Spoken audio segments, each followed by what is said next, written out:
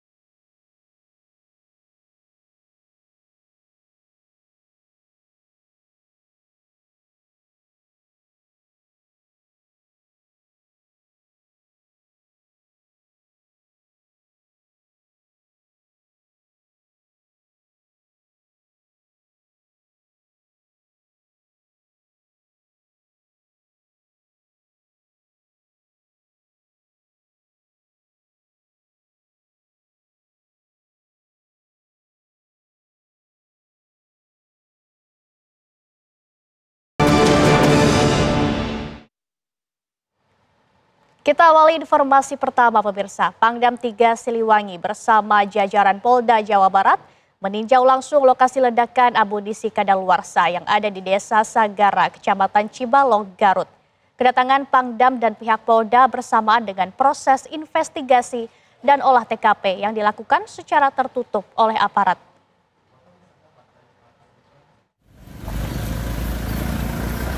Iring-iringan kendaraan dari Kodam 3 Siliwangi bersama jajaran Polda Jawa Barat mendatangi lokasi ledakan amunisi kadaluarsa di Desa Sagara, Kecamatan Cibalong, Selasa siang.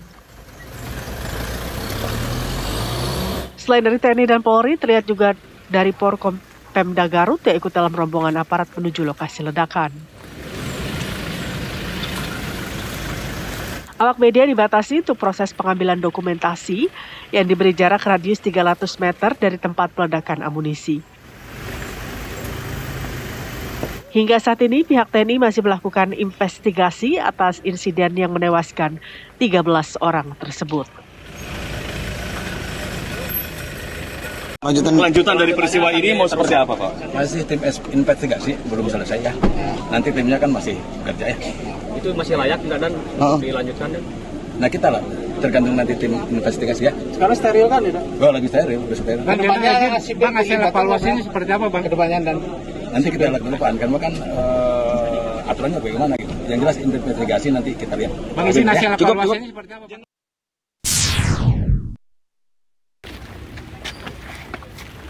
Gubernur Jawa Barat Deddy Mulyadi hari ini hadir di Rumah Sakit Umum Daerah Pamengpeuk, Garut untuk menyampaikan rasa bela sungkawa kepada keluarga korban. Dalam kunjungannya, Deddy juga berjanji memberikan santunan pemulasaran jenazah dan santunan biaya pendidikan kepada anak-anak korban meninggal dunia. Untuk keluarga korban, satu ya hari ini kita menyampaikan uang duka ya pada setiap kepala keluarga yang meninggal, pada keluarga yang meninggal 50 juta per orang. Nah kemudian yang kedua, saya menanggung seluruh biaya hidup anak-anak yang tinggalkannya, dari mulai kebutuhan kesehariannya sampai biaya sekolah dan kuliahnya. Nah ini yang kemudian berikutnya adalah bahan evaluasi ke depan untuk peristiwa ini tidak terjadi lagi. Bapak udah terlatih gitu. Dari Garut, Jawa Barat, Iman Fajar, Andri Panca, Taufik Hidayah, TV One mengabarkan. Nggak tahu pakai apa, dibuang dulu. Pemirsa, satu korban prajurit TNI AD yang meninggal dalam insiden ledakan amunisi Mayor CPL Anda Rohanda dimakamkan secara militer di dekat rumahnya di Cileunyi, Bandung. Korban dikenal sebagai sosok yang sangat baik untuk keluarga dan tetangganya.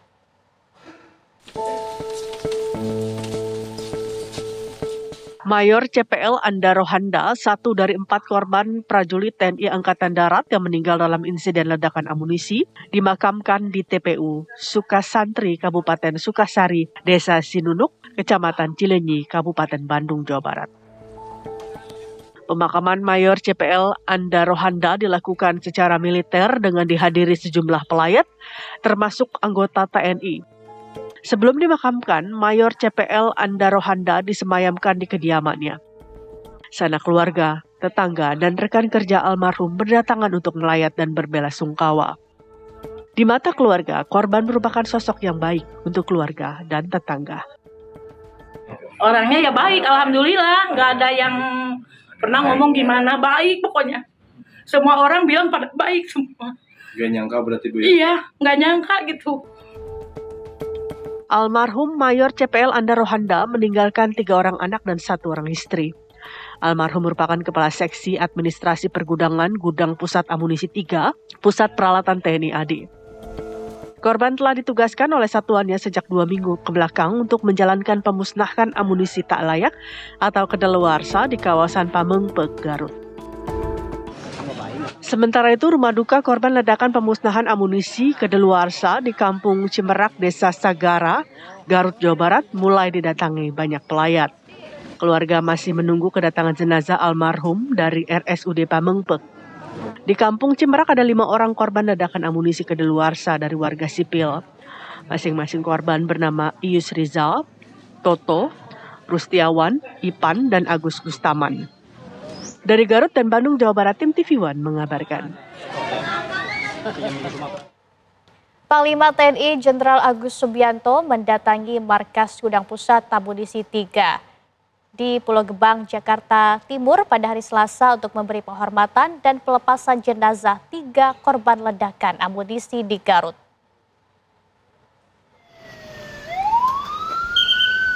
Usai pemberian penghormatan, ketiga jenazah langsung diberangkatkan ke rumah duka untuk dimakamkan. Penghormatan terakhir Panglima TNI beserta sejumlah petinggi Mabes TNI untuk korban ledakan amunisi di Garut, Jawa Barat dilakukan di markas Gudang Pusat Amunisi 3 di Pulau Gebang, Jakarta Timur pada Selasa siang. Upacara penghormatan diberikan untuk 3 korban, yakni Mayor CPL Anda Rohanda, Kopda Eri Dwi Priambodo, dan Praptu Aprio Setiawan. Usai memberi penghormatan, Panglima TNI Jenderal TNI Agus Subianto, Wakasat Letjen TNI Tandio Budi Revita, dan Kapuspalat TNI Maijen TNI Epi Setiadi melepas ketiga jenazah ke rumah duka untuk dimakamkan.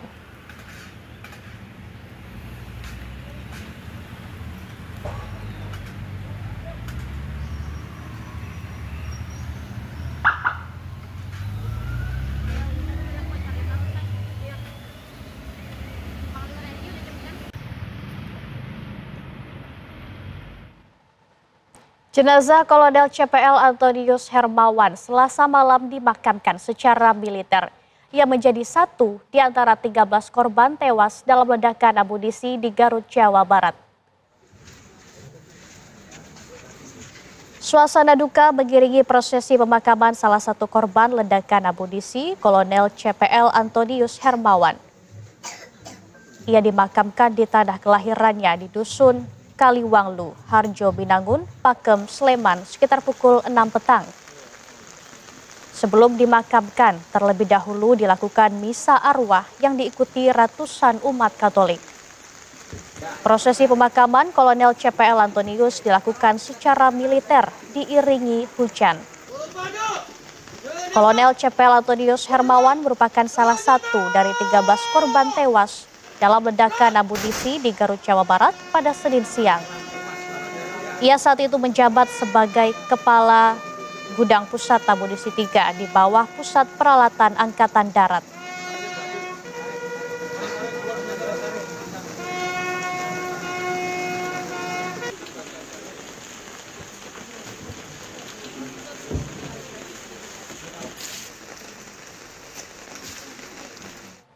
Kemudian pemirsa, bagaimana suasana terkini di rumah duka mendiang Kolonel CPL Antonius Hermawan di Sleman, Yogyakarta? Kita bergabung dengan reporter Goldi Gumilang. Selamat malam, Goldi. Seperti apa suasana di rumah duka saat ini? Selamat malam rekan dan juga pemirsa. Suasana di rumah duka Kolonel Antonius Hermawan, di mana saat ini memang situasi sudah relatif sepi pemirsa, mengingat tadi jenazah dari mendiang Kolonel CPL Antonius Hermawan tiba di rumah duka di Padukuhan Kaliwangu, Kecamatan Harjo Binangun, Pakem, Sleman, Daerah Istimewa Yogyakarta, sekitar pukul 16:03 waktu Indonesia Barat. Setelahnya dilakukan misa arwah untuk mendoakan kepergian dari mendiang dan dipimpin secara keagamaan Katolik di rumah duka di wilayah Sleman, Yogyakarta. Setelahnya sekitar pukul 17.30 mendiang dari Kolonel Antonius Hermawan ini dimakamkan di pemakaman keluarga di Kompleks Sasono Loyo di Kaliwangu yang jaraknya dari rumah mendiang ini hanya sekitar 500 meter. Dan tadi juga pemakaman dilakukan secara militer dan dipimpin langsung oleh perwira dari TNI Angkatan Darat. Mengingat bahwa Kolonel Antonius Hermawan ini merupakan salah satu dari 13 korban ledakan amunisi tak layak pakai ataupun kadaluarsa yang dilakukan atau terjadi pada Selasa sore kemarin. Selain itu juga kami gambarkan pemirsa bahwa pada sore hari tadi juga pelayat dari keluarga maupun dari tetangga kerabat di wilayah Pakem, Sleman, Yogyakarta ini berdatangan untuk ikut mendoakan mendiang dari Kolonel Antonius Hermawan, kemudian juga mengantarkan untuk prosesi pemakaman secara militer di pemakaman di dusun ini. Selain itu juga dari pantauan kami, ini ada puluhan karangan bunga yang dikirimkan ke rumah duka.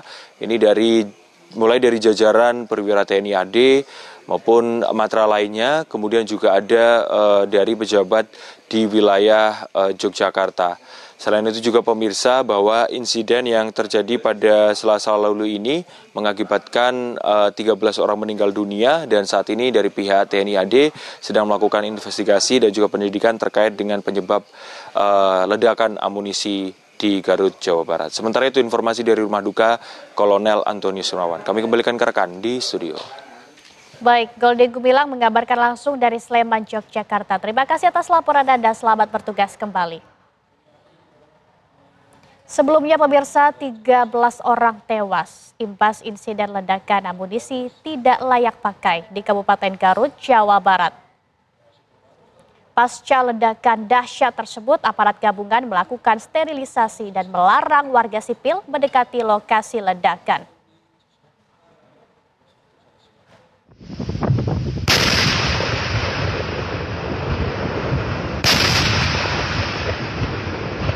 Insiden maut terjadi saat pemusnahan amunisi di Desa Sagara, Kecamatan Cibalong, Garut, Jawa Barat pada Senin pagi. Pemusnahan amunisi tersebut merupakan bagian dari kegiatan rutin TNI untuk menyingkirkan bahan peledak yang telah melewati masa pakainya. Kegiatan ini dilaksanakan di lokasi yang dianggap aman dan jauh dari permukiman warga. Namun insiden tragis justru mengundang duka mendalam bagi masyarakat sekitar. 13 orang meninggal dunia.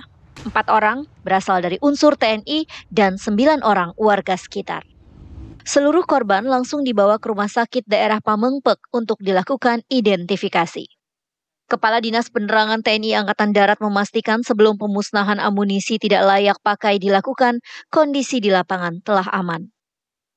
Setelah dinyatakan aman, kemudian dilakukan peledakan di 2 sumur yang ditempati oleh munisi afkir tersebut untuk dihancurkan. Dan peledakan di 2 sumur ini berjalan dengan sempurna dalam kondisi aman.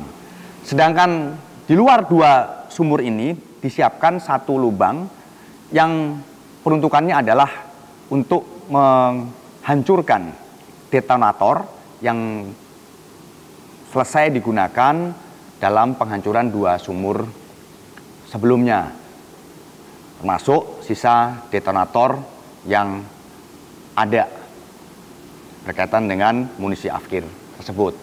Saat tim penyusun munisi menyusun detonator di dalam lubang tersebut, secara tiba-tiba terjadi ledakan dari dalam lubang yang mengakibatkan 13 orang meninggal dunia.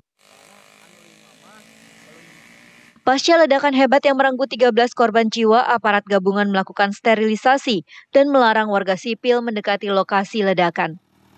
Terlihat lalu lalang kendaraan TNI yang masuk untuk melakukan identifikasi pasca ledakan. Tim TV One mengabarkan. Kapal motor berisi 8 orang penumpang terombang-ambing di tengah perairan barat daya Pulau Pari, Kepulauan Seribu, Jakarta. Informasi selengkapnya akan hadir.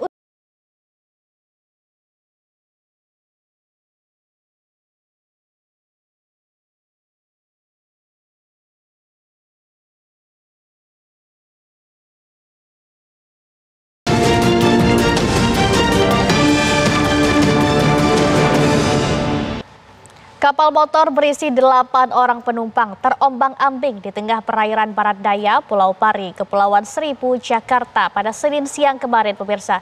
Penyelamatan oleh petugas damkar berlangsung dramatis karena cuaca buruk.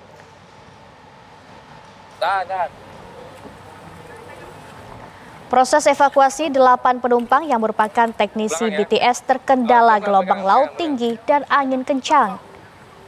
Selain itu, kapal motor Barok yang membawa perangkat BTS ini berada di jalur kapal kargo.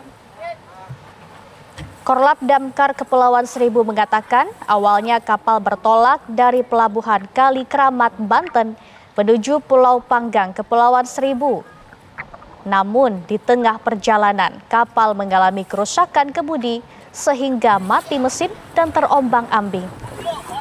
Tidak ada korban jiwa maupun luka dalam peristiwa tersebut. Seluruh penumpang dan ABK berhasil dievakuasi ke pulau terdekat. Ya, ke belakang. Awas ya, terus lanjut. Nah, pelan-pelan Bang. Sendalnya nyangkut Bang, sendalnya. Ada ketinggalan. Ya.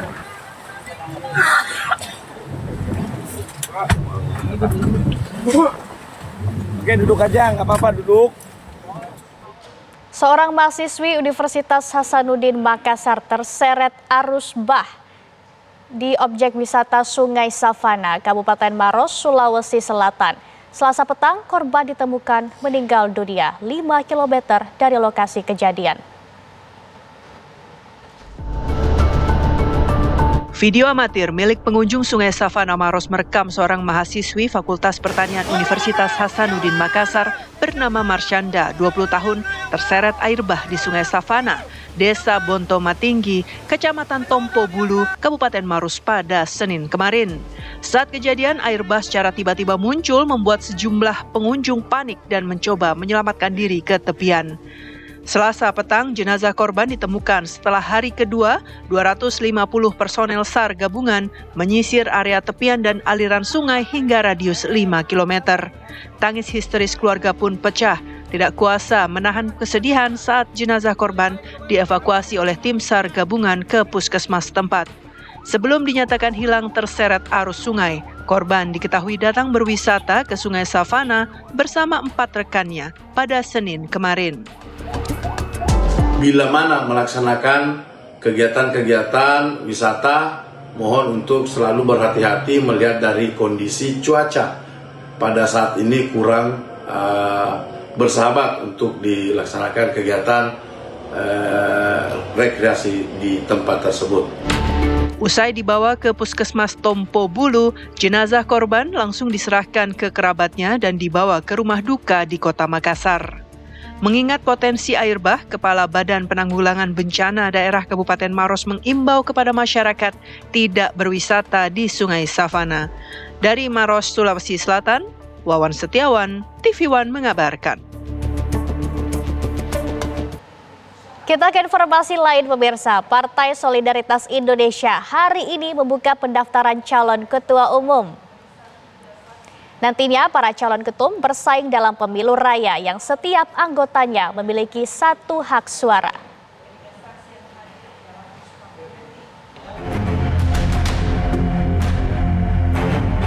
Partai Solidaritas Indonesia membuka pendaftaran bagi calon ketua umum mulai 13 Mei 2025. Setiap calon harus mengantongi dukungan minimal 5 Dewan Pengurus Wilayah dan 20 Dewan Pengurus Daerah. Para calon ketua umum bakal bersaing dalam pemilu raya yang memperebutkan suara anggota dalam format 1 anggota, 1 suara. Sistem pemilihannya akan berlangsung menggunakan platform e-vote. Jadi ini adalah sistem pemilihan yang paling efisien. Jadi orang nggak perlu datang ke Jakarta untuk memilih atau ke arena kongres sebagaimana proses pemilihan yang biasa berlangsung.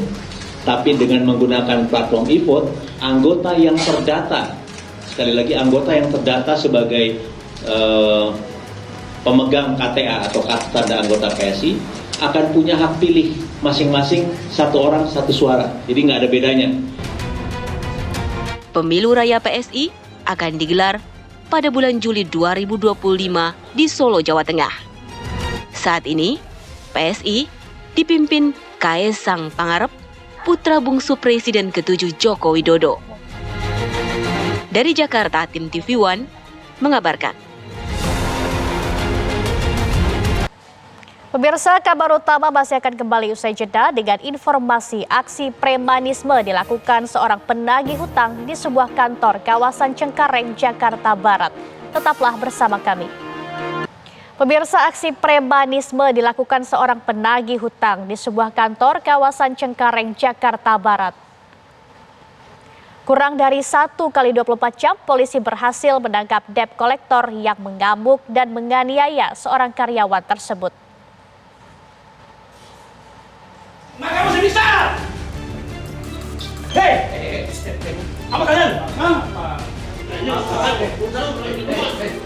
Seorang debt collector mengamuk saat menagih utang kepada seorang karyawan perusahaan baja di kawasan Cengkareng, Jakarta Barat. Aksinya bak preman, menganiaya dan membanting teman korban yang berusaha melerai. Mendapati laporan kejadian tersebut, unit Resmob Polres Metro Jakarta Barat langsung melakukan olah TKP. Di lokasi, polisi memeriksa sejumlah saksi dan menyita barang bukti berupa rekaman CCTV untuk mengetahui ciri pelaku yang mengamuk dan memaksa masuk hingga mendobrak pagar perusahaan. Kurang dari 1 kali 24 jam, unit Resmob Polres Metro Jakarta Barat berhasil menangkap Bang Jago di tempat persembunyiannya tanpa perlawanan. Dari tangan pelaku, polisi menyita 1 buah senjata tajam jenis pedang. Polisi masih memburu 1 rekan tersangka yang melarikan diri usai kejadian. Motifnya terkait dengan adanya kartu kredit yang dilakukan oleh suami korban, tapi untuk suami dan istrinya sudah bercerai.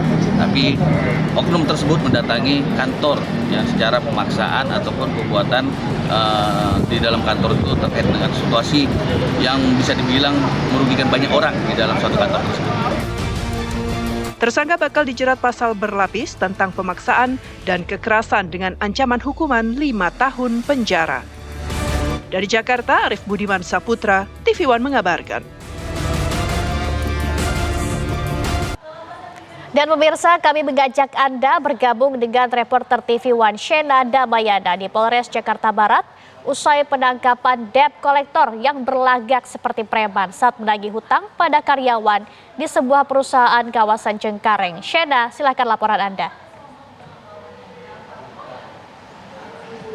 Ya pemirsa, betul sekali, pihak Resmob dari Polres Metro Jakarta Barat ini telah berhasil kurang dari 1 kali 24 jam pemirsa ini menangkap salah satu debt collector yang sempat mengamuk dan juga menganiaya karyawan di salah satu perusahaan baja, tepatnya di Cengkareng, di mana saat ini juga polisi masih memburu 1 korban, satu pelaku lagi yang kabur usai videonya sempat viral di media sosial.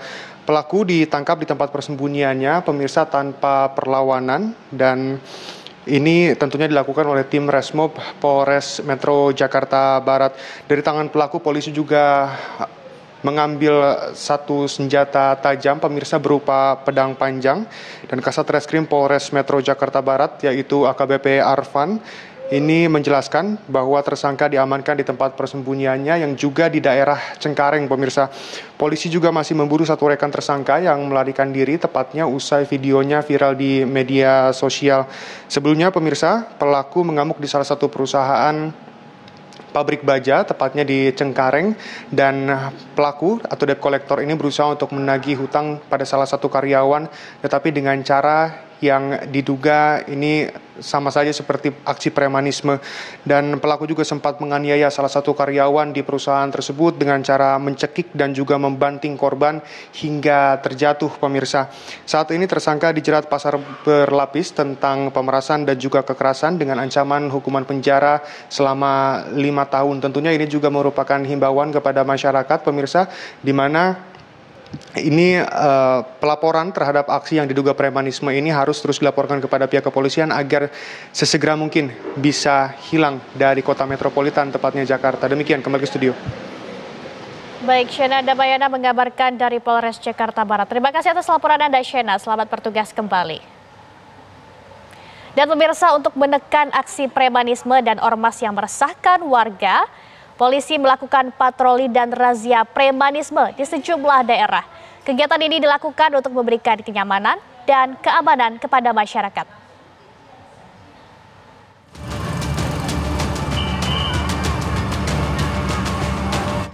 78 personel Polda Jawa Timur dari berbagai satuan kerja seperti Brimob, Samapta, Reserse Kriminal dikerahkan dalam operasi Pekat yang dilakukan oleh Satgas Pekat untuk mencegah tindak premanisme yang meresahkan warga dan mengganggu iklim usaha, khususnya di kota Surabaya, Jawa Timur. Operasi Pekat dimulai dengan menyusuri area tempat wisata seperti Kebun Binatang Surabaya, karena lokasi parkir kerap menjadi titik rawan premanisme. Tarif parkir dinaikkan tidak wajar, memanfaatkan momen libur panjang.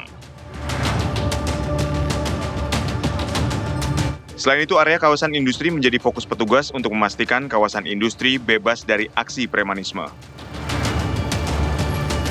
Kita melaksanakan upaya preventif dan preemptif dalam rangka Operasi Pekat Semeru 2025 yang dilaksanakan berjumlah 78 orang, berbagai fungsi yang ada di Polda Jatim kita kerahkan, dan kita di Polda Jawa Timur melaksanakan patroli berskala besar dengan upaya preemptif dan preventif gunanya mencegah premanisme yang ada di kota Surabaya. Tidak hanya dilakukan di Surabaya, Polda Jawa Timur juga telah memerintahkan seluruh Polres jajaran Polda Jatim untuk melakukan operasi berskala besar untuk memberantas premanisme guna memberikan rasa aman kepada masyarakat, serta menjaga iklim investasi di Jawa Timur.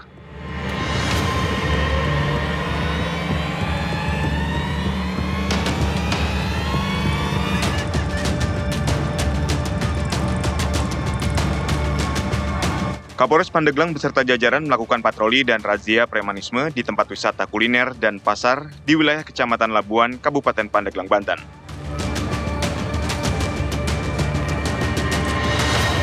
Kegiatan ini dilakukan untuk memberikan keamanan dan kenyamanan kepada para pengunjung dan pedagang dari tindakan premanisme dan ormas yang meresahkan.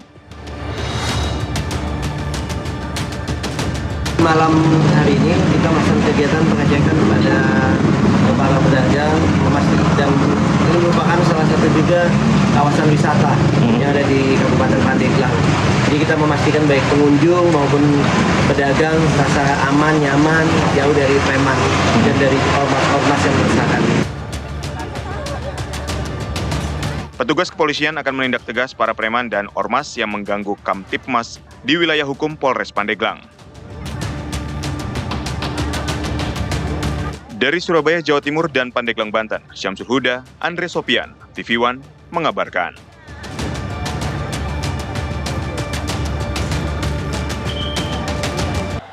Pemirsa, malam ini volume kendaraan terpantau meningkat di ruas tol Jakarta Cikampek seiring dengan arus balik libur panjang Waisak. Untuk mengetahui informasi selengkapnya, tetaplah bersama kami. Pemirsa, malam ini volume kendaraan terpantau meningkat di ruas tol Jakarta Cikampek seiring dengan arus balik libur panjang Waisak. Kepadatan arus kendaraan terbentuk di beberapa titik pada jalur ke arah Jakarta. Peningkatan volume kendaraan bahkan sudah terlihat sejak Selasa sore tadi. Kendaraan-kendaraan hanya bisa berjalan dengan kecepatan di bawah 20 km per jam. Sesekali laju kendaraan tersendat dan terbentuk antrian cukup panjang. Beberapa lokasi yang memicu kepadatan diantaranya adalah rest area kilometer 52. Mayoritas warga Jakarta kembali dari wilayah timur seiring berakhirnya libur panjang Waisak.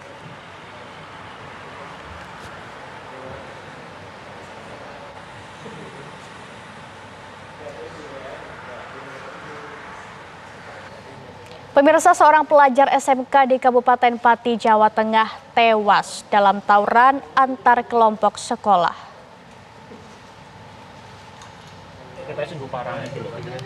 Inilah rekaman CCTV dan video amatir saat tawuran terjadi di Jalan Pati Gembong, Kecamatan Margorejo, Pati, Jawa Tengah. Dua kelompok pelajar dari SMK Negeri 2 Pati dan SMK Tunas Harapan terlibat baku hantam dengan menggunakan kayu dan besi. Salah satu pelajar dari SMK Negeri 2 Pati menjadi korban tawuran. Korban terkapar di tengah jalan lantaran temannya tidak bisa mengevakuasi korban. Korban bernama Bagus Andika tewas 4 hari kemudian setelah dirawat di rumah sakit akibat luka parah di kepala. Usai kejadian, polisi langsung menangkap 6 pelaku tawuran di sejumlah tempat.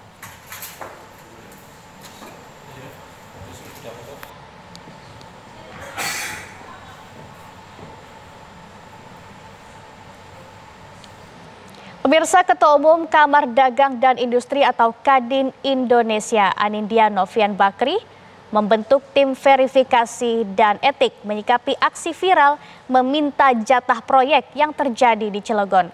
Aksi menjurus premanisme oleh oknum yang mengatasnamakan pengusaha lokal terjadi Jumat lalu di PT Cengda, perusahaan asing kontraktor utama pembangunan proyek strategis nasional PT Chandra Asri Alkali di Cilegon, Banten.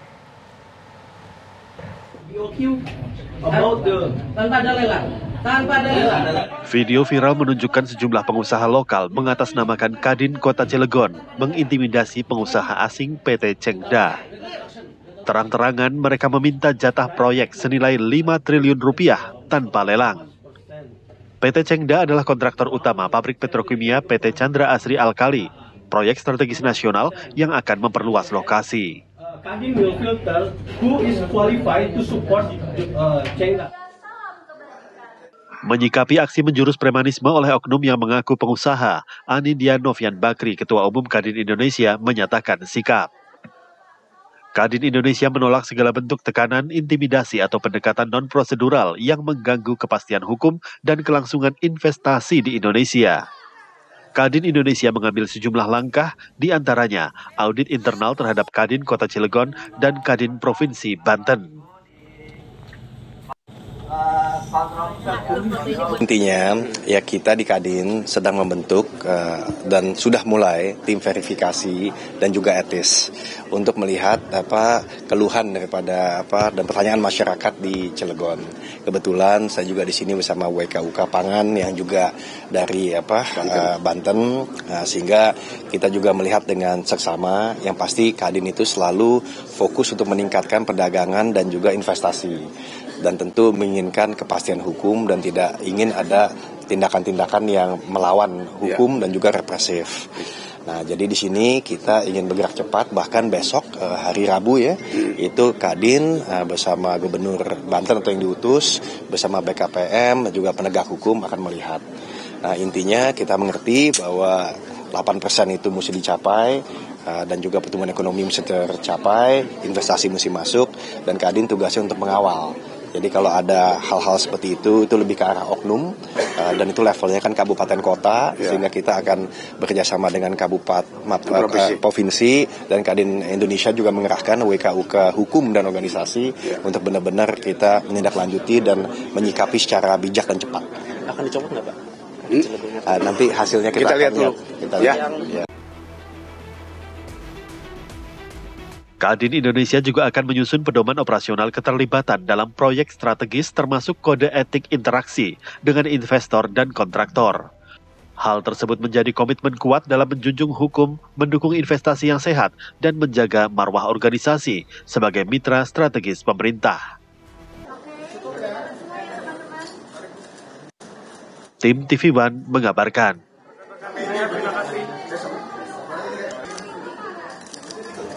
Pemirsa, Festival Film Cannes ke-78 digelar tahun ini dengan menghadirkan deretan bintang film papan atas dan sineas kelas dunia.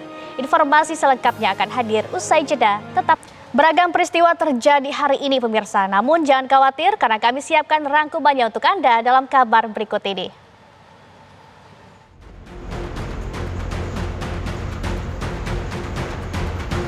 Jenazah Kolonel CPL Antonius Hermawan Selasa malam dimakamkan secara militer. Ia dimakamkan di tanah kelahirannya di Dusun Kaliwanglu, Harjo Binangun, Pakem, Sleman, sekitar pukul 6 petang. Kolonel CPL Antonius Hermawan menjadi satu di antara 13 korban tewas dalam ledakan amunisi di Garut, Jawa Barat.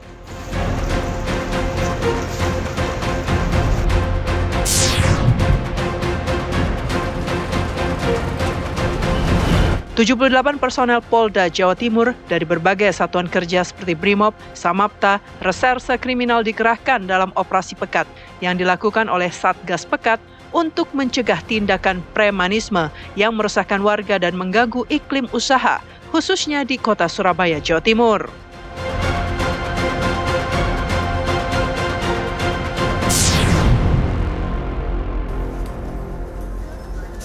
Ditreskrim Polda Metro Jaya Selasa pagi memeriksa 3 saksi dalam pendalaman kasus dugaan pencemaran nama baik yang dialami oleh Presiden ke-7 RI Joko Widodo. Ketiga saksi yang hadir ialah Rustam Effendi, Damai Hari Lubis, dan Kurnia Tri Rohyani. Sementara Ketua Umum TPU Rizal Fadila batal hadir lantaran mengalami kecelakaan saat dalam perjalanan ke Bandung beberapa hari yang lalu. Tim TV One mengabarkan. Demikian usai sudah kebersamaan kita di kabar utama malam ini pemirsa. Setelah ini ada rekan Sita Paprika yang sudah siap menunggu Anda dalam program Kabar Haji. Saya Laura Luis, mewakili kru yang bertugas, mengucapkan terima kasih. Selamat malam, sampai jumpa.